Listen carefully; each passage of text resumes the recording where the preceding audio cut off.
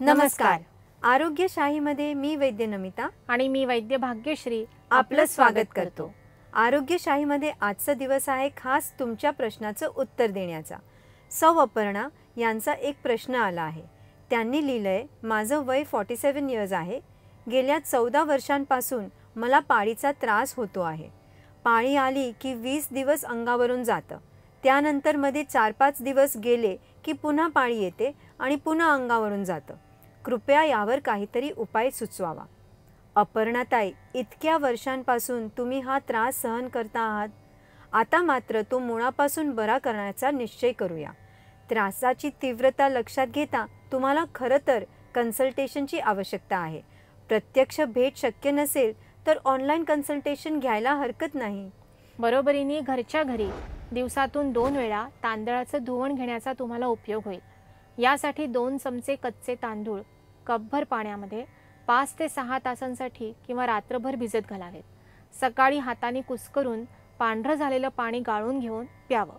उरलेले तांदूळ नंतर स्वयंपाकघरामध्ये वापरायला हरकत नाही. सीतेचा अशोक ही वनस्पती गर्भाशयाला ताकद देऊन अशा प्रकारच्या त्याचावर उत्तम रिझल्ट्स देणारी आहे. रस्त्याच्या कडेला उंच सरळ वाढणारा अशोक आणि सीतेचा अशोक ही 2 वेगवेगळी झाडं असतात बरं का. त्यामुळे खऱ्या अशोकाची साल मिळाली तर साहणेवर थोडं दूध घेऊन त्यात ही साल ओगाळून तयार केलेली चमचाभर पेस्ट सकाळ संध्याकाळ घेण्याचाही तुम्हाला उपयोग होईल. याशिवाय हातापायाला शुद्ध नैसर्गिक मेहंदी लावणं, आहारामध्ये साळीच्या लाया, मुगाचं वरण भात, ज्वारीची भाकरी, दुधी, तोंडली, कोहळा, पडवळ, परवर अशा थंड गुणांच्या फळभाज्या, घरी बनवलेलं साजूक तूप यांचा अधिकाधिक समावेश करणं हे सुद्धा आवश्यक. अपर्णाताई, या उपायांनी तुमच्या प्रकृतीमध्ये नक्की सुधारणा होईल.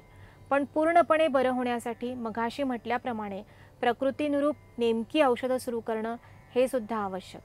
प्रेक्षक हो, तुम्हालाही जर असा काही प्रकृतीविषयी प्रश्न असला तर स्क्रीनवर स्क्रोल होणाऱ्या नंबरवर तुम्ही तो आम्हाला विचारू शकता. आपल्या प्रश्नाचं उत्तर जाणून घेण्यासाठी पाहत रहा आरोग्यशाही लोकशाही मराठीवर.